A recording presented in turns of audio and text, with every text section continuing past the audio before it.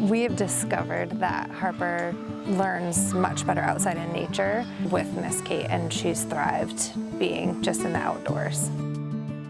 Outdoorsy SLP takes traditional speech and language therapy into the outdoors. We work with individuals across the lifespan with a variety of communication differences, disorders, and diagnoses.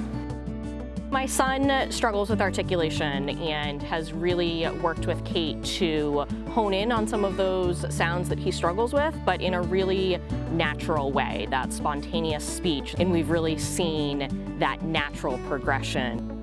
My child is a nature lover through and through, and when he is out in nature, it's like a big exhale for him, and he just relaxes and is able to connect with Kate and make so much more progress.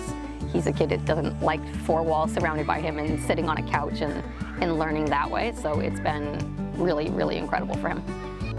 In the clinic-based setting, we have a room and four walls, and we have what we brought in. And I found myself in that setting, constantly taking kids to the parking lot. And when you explore in nature, you connect over what you're observing, what you're playing with, what you're doing. Charlie connects with nature now. He looks at like putting a stick through a leaf and pretending it's a little sail or a kite. And now everywhere we are, we can find something to do and things to talk about.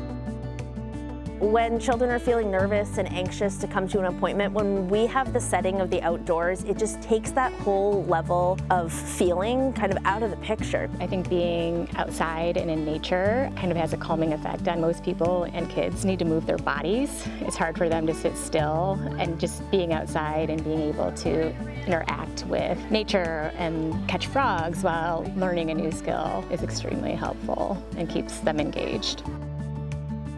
Whether you're stomping through the mud, catching toads, or watching what's going on in the river, or hiking the trails, there's something to talk about, there's something to observe, and connection is what has to happen first before we can even begin to think about intervention and education and any of those realms where we're going beyond communication and connection. So the land and the place and the space that we're doing that outdoors provides us such a better opportunity to do that.